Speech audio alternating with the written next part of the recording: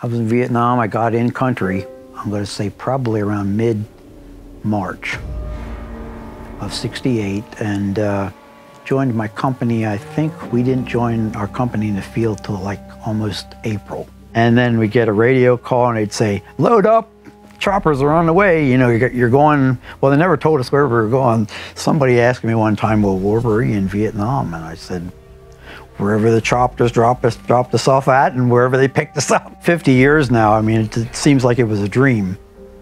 What I lost over there, I can't get back.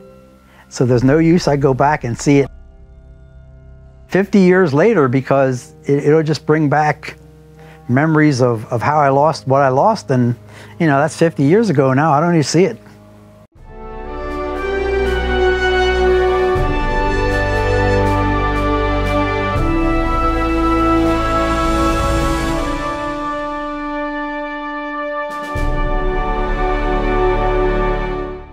If you were going to get wounded or killed, for the most part, it was going to be your first 3 months in country, because everything that moved you thought was the bad guys coming to get you, or it was your last 3 months in country where you thought you were so close to D-roast and you didn't give a shit anymore.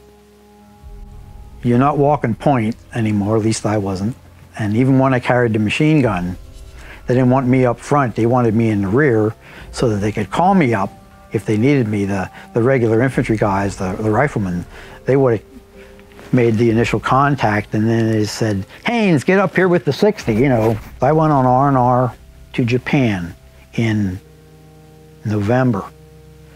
In the bar the night before we were ready to get back on planes and go back in country, we saw Johnson come on the TV. Of course, at that time, the Paris peace talks were going on, and somebody at the bar said, hey, turn that up, you know, because we were thinking, you know, Paris peace accord, finally, we're going to get out of here.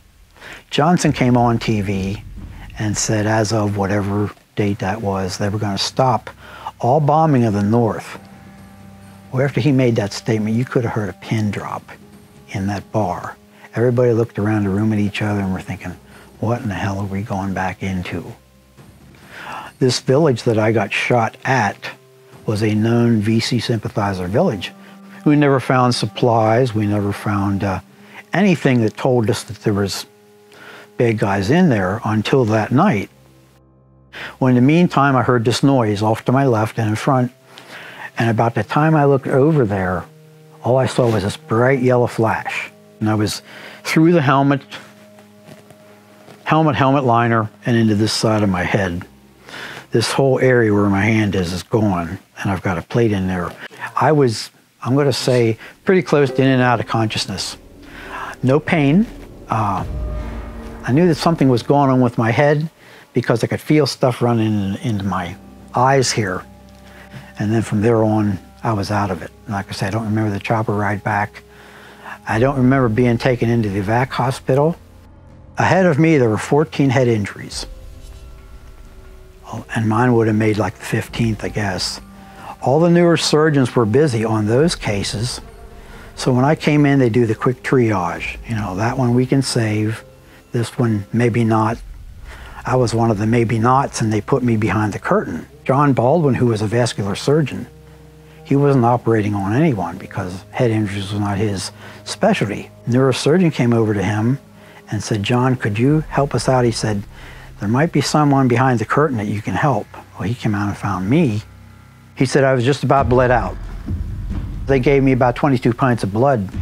If they could get you stable, that they felt you could be moved, they got you out of there, and they sent us to Japan in the plane from Japan to Washington. I felt like I had an itch someplace, and I wanted to scratch it with my left arm, and I couldn't move it at all. I'm thinking, oh man, this is bad, you know, because I'm thinking this isn't starting out real well. The hospitals were just great. The people that took care of us, they were the best, from the nurses to the doctors to whatever. America treated me like shit.